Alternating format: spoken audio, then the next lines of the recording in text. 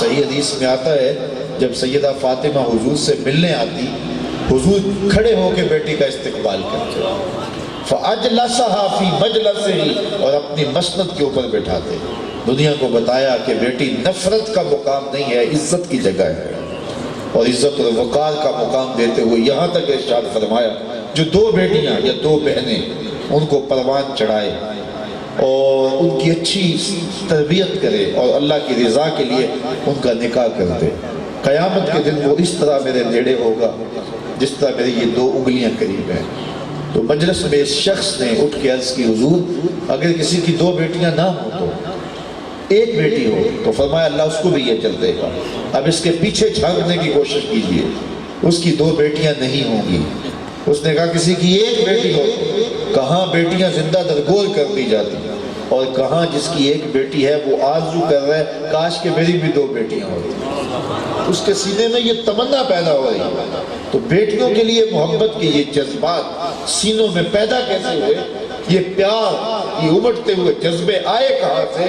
جواب ایک ہی ملے گا، یہ سارا ہے صدقہ میلاد والے رسول کا صلی اللہ علیہ وسلم۔ میں مارکیٹ میں جا رہا تھا تو میں نے ایک شخص کو دیکھا کہ وہ اپنی جھکی ہوئی کمر پہ بوریاں لاد کے مزدوری کر رہا ہے، تو شناسائی تھی، تو میں نے اس کے روک کے اسے پوچھا کہ تو اس عمر میں بھی کام کیوں نہیں چھوڑ دیتے؟ تو اس نے ایسی انگلی کھڑی کی اور کہنے لگا حضرت ایک میری بیٹی رہتی ہے جس کی ابھی میں نے شادی کر دی۔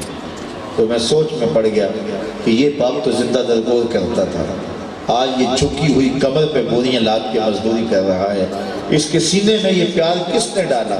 تو اندر سے جواب آیا میلاد والے رسول۔ بھائی اوور ٹائم لگا رہا ہے کہ میں نے بہن کے ہاتھ پیلے کرنے ہیں، یہ تو قتل کر دیتا تھا کل میرا کوئی بہنوں ہی نہ کہلائے، لیکن آج یہ اوور ٹائم کیوں لگا رہا ہے؟ اس کے سینے میں یہ جوت پیار کی کس نے جگائی؟ یہ محبت کے جذبے کیسے امٹ کے آئے؟ باپ جب رخصت کرتا ہے اپنی بیٹی کو تو اس کی آنکھیں نمناک ہوتی ہیں، گھر سے بیٹی کو جدا کرنا کوئی تماشا لبے بھام نہیں ہوتا، بڑا مشکل ہوتا ہے باپ کے لیے۔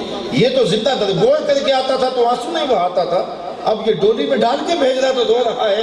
اس کے سینے میں ہمدردیوں کے جذبے کس نے موجزم کر دیے؟ جواب ایک ہی ملے گا، آمنہ کے لال نے، میلاد والے رسول نے۔ تو پھر کیا میں میلاد نہ مناؤں اس پیارے نبی کا، میں ذکر نہ کروں اس پیارے نبی کا؟ میں تو دم دم نام ان کا لوں گا، میں تو جیوں گا تو ان کے لیے، میں تو مروں گا تو ان کے لیے، میں تو اٹھوں گا تو ان کے لیے، میں تو بیٹھوں گا تو ان کے لیے۔ زندگی کا سارا حسن انسانیت کو دیا ہی آمنہ کے لال میں۔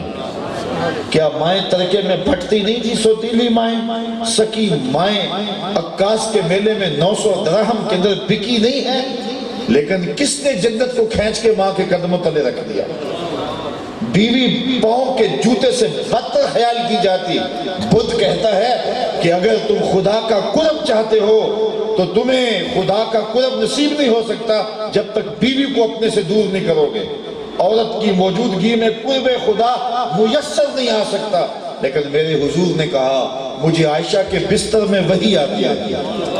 اللہ اکبر! کس نے پیار دیا، کس نے زندگی دی؟ ایک غیر مسلم نے اسلام قبول کیا تو اسے پوچھا گیا کہ اسلام کی کس قدر نے تجھے متاثر کیا؟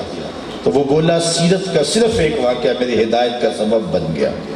کیا واقعہ تھا؟ کہا مجلس حضور لگی تھی، ہجوم عاشقاں تھا، ایک شخص نے عرض کی حضور میرا بیٹا کئی دنوں سے گم ہے، مل نہیں رہا، دعا کر دیجئے بیٹا مل جائے۔ قبل اس سے کہ حضور کے ہاتھ اٹھتے اور اجابت کے سارے در کھل جاتے، مجلس میں موجود ایک شخص کھڑا ہو گیا، عرض کرتا ہے حضور میں اس کے بیٹے کو شکل سے پہچانتا ہوں اور ابھی فلاں باغ کے قریب سے گزر کے آیا ہوں، وہاں بچوں کے ساتھ میں نے اس کو کھیلتے ہوئے دیکھا۔ جب باپ نے سنا کہ میرا بیٹا فلاں باغ میں کھیل رہا ہے تو اس نے دوڑ لگا لی، فرمایا اسے بلاؤ۔ بلایا گیا، بہت جلدی ہے جی حضور آپ جانتے ہیں کئی دنوں سے بچھڑا ہوں، آنکھیں ترس گئی ہیں، میں تو پھر بھی گزر اوقات کر لیتا ہوں، لیکن ممتا کی ماری ماں کے دل کو قرار نہیں، نہ کچھ کھایا ہے کئی دنوں سے، نہ اس نے کچھ پیا ہے۔ میں چاہتا ہوں اس بچے کو ملوں اور اپنی آنکھیں ٹھنڈی کروں اور ممتا کی ماری ماں کے دل کو بھی قرار پہنچے، جلد اس کی گود تک پہنچاؤں۔ فرمایا ضرور جاؤ، تمہارے جذبات سے آگاہ ہوں، تمہیں روکتا نہیں، روکنے کے لیے بلایا بھی نہیں، لیکن تمہیں بلایا ہے تو اس کا بھی ایک مقصد ہے۔ جی حضور ارشاد فرمائیے۔ فرمایا جب باغ کنارے جاؤ اور بچوں کے ساتھ اپنے بیٹے کو کھیلتا ہوا دیکھو تو بیٹا بیٹا کہہ کے پکارنے نہ لگ جانا، جو اس کا تم نے نام رکھا ہے اس نام سے پکارنا۔ عرض کی حضور میرا بیٹا ہے، اگر بیٹا کہہ کے پکاروں تو حرج بھی کیا ہے؟ فرمایا تم کئی دنوں سے بچھڑے ہو، تمہارے لہجے سے رس اور شہد ٹپک رہا ہوگا، اور جب تم بیٹا کہہ کے پکارو گے اتنا میٹھا لہجہ ہوگا کہ اگر وہاں کوئی یتیم کھیلتا ہوا تو اس کو اپنا باپ یاد آ جائے گا۔ کاش آج میرا باپ ہوتا تو مجھے بھی بیٹا کہہ کے پکارتا۔ کہا یہ شوق گھر جا کے پورا کر لینا، لیکن جب بچے اکٹھے کھیل رہے ہوں تو وہاں اپنے بیٹے کو بھی بیٹا نہیں کہہ کے پکارنا، اس کے نام سے پکارنا۔ یہ میرے حضور کا دیا ہوا دین ہے۔ بیوہ کے سامنے اپنی بیوی سے پیار نہ کرو، غریب کے سامنے اپنی دولت کی نمائش نہ کرو، بلکہ میرے حضور نے یہاں تک فرمایا اپنے گوشت کی خوشبو سے غریب ہمسائے کو تکلیف نہ دو، یا تو تھوڑا سا پانی زیادہ ڈال لو اور شوربے کی ایک پیالی ہمسایوں کے گھر بھی بھیج دو۔ اور اگر ایسا نہیں کر سکتے تو ایسے زاویے اور ایسے وقت میں پکاؤ جب غریب کے بچے سو چکے ہوں، کیونکہ غریب کے بچے ضد کر بیٹھے اور غریب اور مزدور باپ ضد پوری نہ کر سکتا ہوا تو ان بلکتے ہوئے بچوں کے آنسو کون پہنچے گا؟ وہ کیا کسی نے کہا نا، دوپہر کو سلا دیتی ہے بچوں کو وہ اس ڈر سے گلی میں پھر کھلونے بیچنے والا نہ آ جائے۔ تو معاشرے کے ان سسکتے تڑپتے مجبور اور بےکس لوگوں کی حمایت کیجئے اور رسول کریم صلی اللہ علیہ وسلم کے پیغام سیرت کو سمجھنے کی کوشش کیجئے کہ اپنی زندگی کو اس طرح گزاریں کہ وہ زندگی لوگوں کے لیے اذیت کا سامان نہ بنے۔ خورشید جیلانی مرحوم نے ایک بڑی خوبصورت بات لکھی تھی کہ امیر آدمی آسائش نہ چھوڑیں، نمائش چھوڑ دیں تو غریبوں کی جان سوکھی ہو سکتی ہے، لیکن جو وہ اپنی دولت کی نمائش کرتے ہیں تو غریبوں کے لیے چبھن بن جاتی ہے۔ تو میرے حضور نے فرمایا گوشت بھی پکاؤ تو ایسے زاویے میں کہ غریب تک اس کی مہک نہ جائے، یا پھر تھوڑا سا پانی زیادہ ڈال لو اور ایک حصے کی پیالی شوربے کی ہمسایوں کے گھر بھی بھیج دو۔ تو یہ میرے رسول کا دیا ہوا دین ہے۔ تو معاشرے کی کہ ان پسے ہوئے طبقوں کو عزت اور وقار کی مسند پہ آمنہ کے لال نے بٹھایا ہے۔ مدینے میں ایک خاتون تھی جس کا توازن عقلی کچھ ٹھیک نہیں تھا، لوگ اس کو دیکھ کے راستہ بدل لیتے تھے۔ ایک دن مسجد نبوی کے دروازے پر آ گئی اور حضور کو اشارہ کر کے اس نے بلایا۔ آقا کریم اس کی بات سننے کے لیے دروازے پر آ گئے۔ اس نے کہا میں آپ سے کوئی باتیں کرنی ہے۔ فرمایا کرو، کہاں کرنی ہے؟ یہاں نہیں کرنی۔ کہاں کرنی ہے؟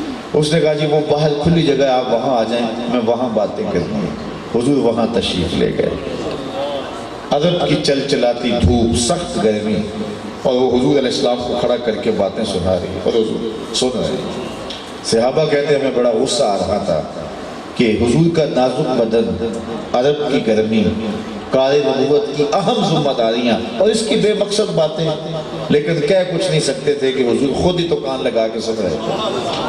خیر جب وہ خود جانے لگی، اس نے کافی دیر لگائی نا، کیونکہ عورت کی باتیں مردوں کی نسبت ویسے بھی لمبی ہوتی ہیں، پھر سننے کو حضور مل جائیں تو پھر کون چھوڑے گا۔ وہ کیا کسی نے کہا نا کہ اسی شوق میں کی ہے تجھ سے ہزار باتیں، تیرا حسن تیرے حسن بیاں تک دیکھو۔ تو اس نے دیر تک حضور کو کھڑا کیے رکھا، اور جب جانے لگی تو ہم نے عرض کی بندہ نواز پورے مدینے میں اس کی سنتا کوئی نہیں ہے، یہ جس کے پاس کھڑی ہو جاتی ہے جان نہیں چھوڑتی، لوگ اس کو دیکھ کے راستہ بدل جاتے ہیں، اور حضور آپ ایسی ویسی عورتوں کی بات اتنی دیر سے سن رہے ہیں اور آپ کے کندھوں پہ اتنی ذمہ داریاں ہیں، تو ایسی ویسی عورتوں کی باتیں نہ سنا کریں۔ تو حضور نے فرمایا عمر پورے مدینے میں اس بیچاری کی کوئی نہیں سنتا، میں بھی نہ سنوں۔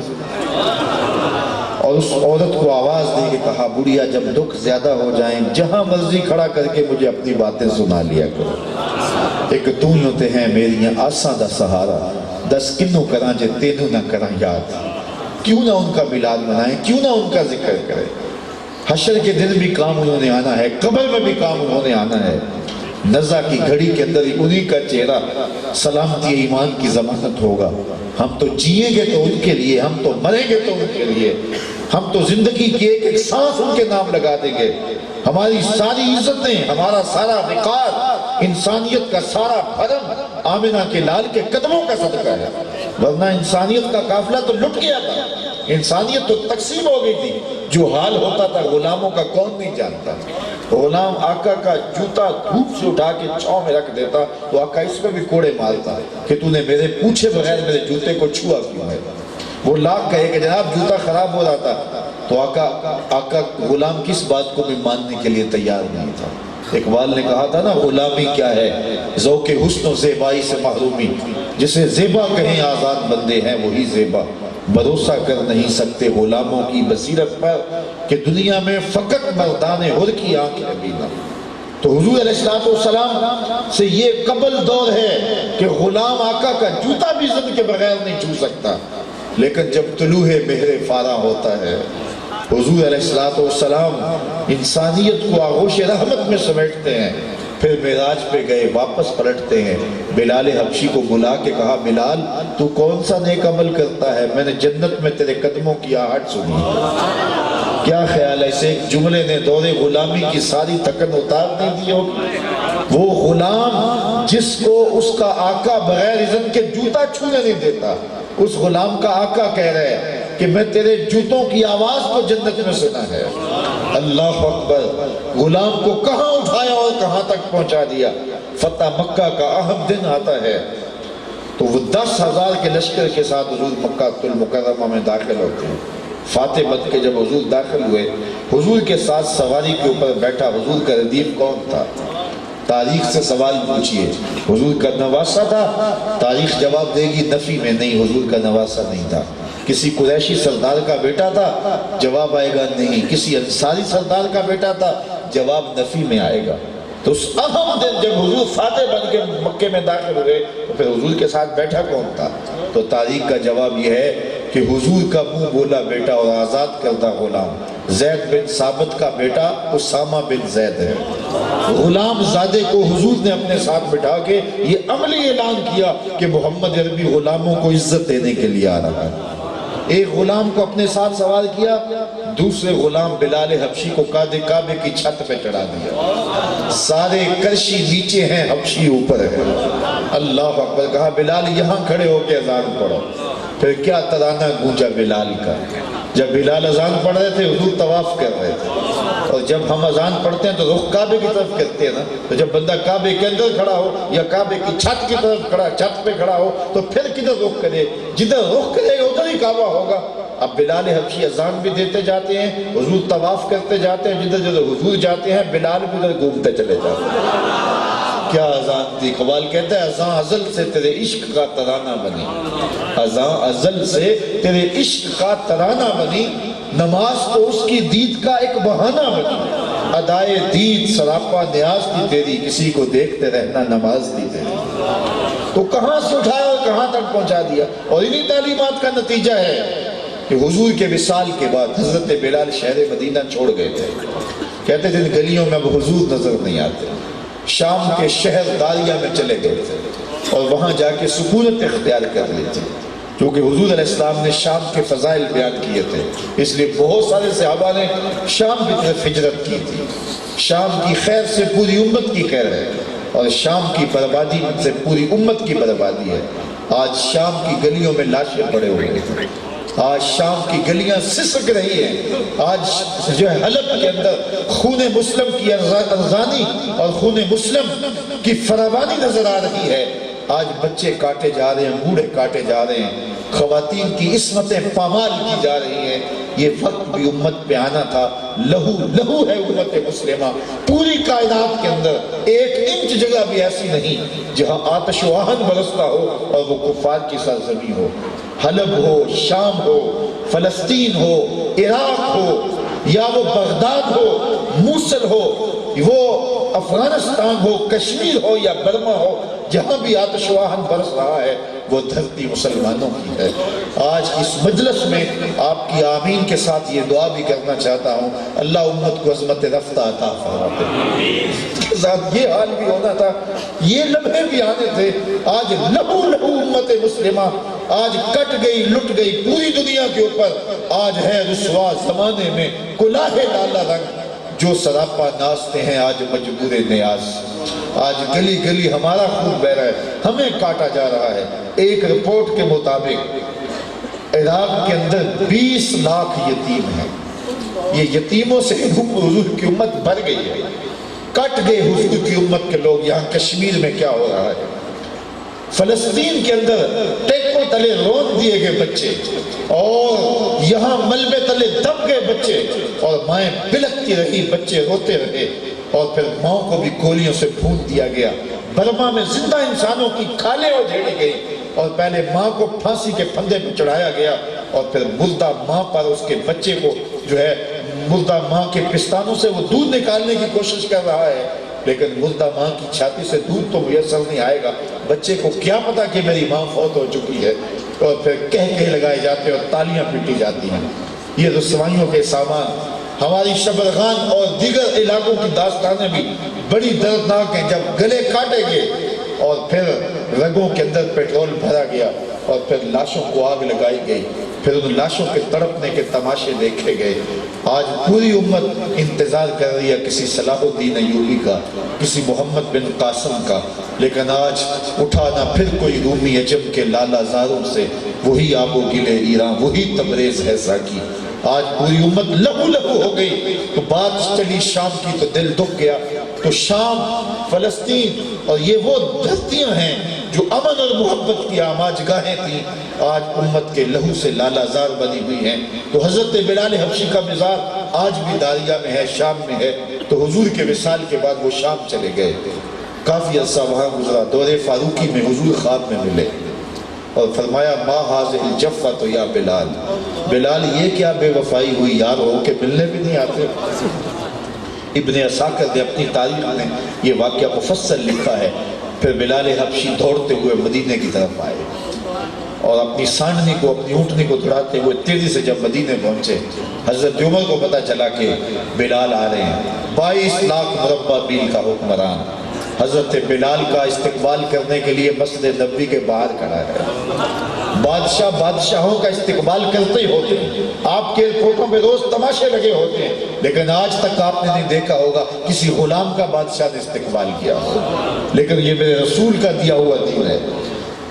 22 لاکھ مربع میل کا حکمران حضرت عمر امیر المومنین حضرت بلال کے استقبال کے لیے کھڑے ہیں، اور حضرت بلال جب آئے تو حضرت عمر آگے بڑھے، کالے رنگ کے ہاتھ کو چوم کے آنکھوں سے لگایا اور ساتھ بولے یا بلال انت سیدنا و مولانا، بلال تو میرا آقا بھی ہے، تو میرا مولا بھی ہے۔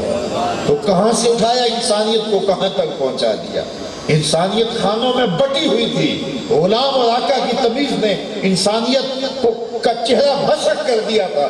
میرے حضور آئے، آپ نے ایک لفظ سنا ہے کہ جو ہی حضور آئے تو سویبہ لونڈی نے جا کے کہا اپنے مالک ابو لہب سے کہ تیرے مرحوم بھائی کے گھر بیٹا ہوا ہے، تو اس نے کہا جا تو آزاد ہے۔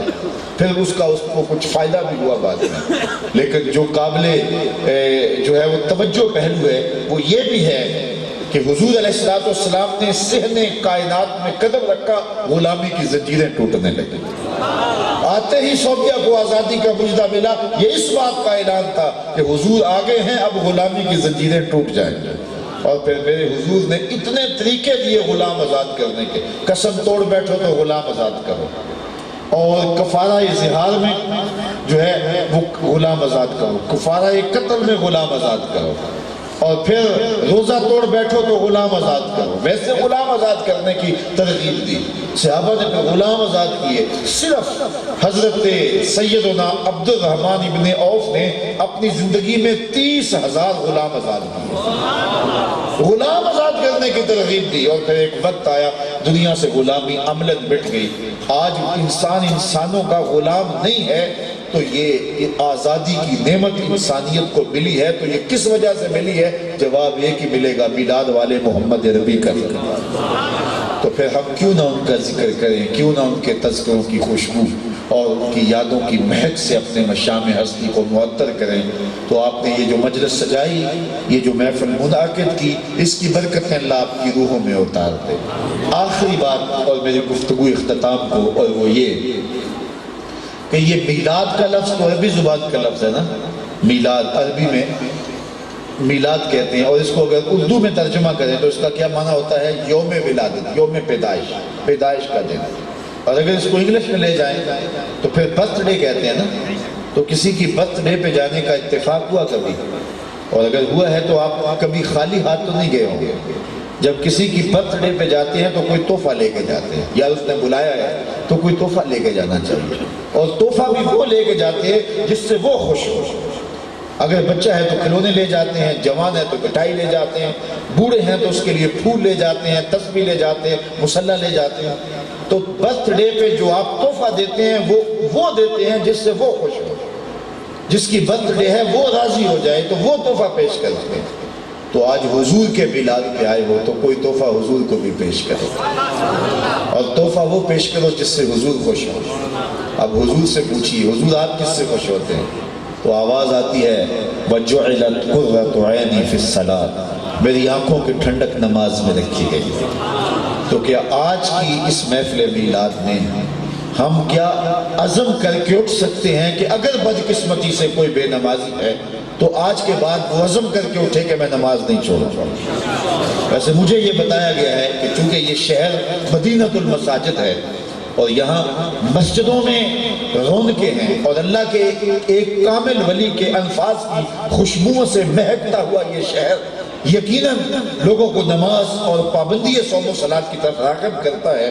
تو کم لوگ ہوں گے جو بے نمازی ہوں گے، لیکن اگر بدقسمتی سے اس مجلس کے اندر کوئی بے نمازی ہے تو کیا آج کی اس مجلس کے اندر کیا وہ عہد کر کے اٹھ سکتا ہے کہ آج کے بعد نماز نہیں چھوٹنے پائے گی؟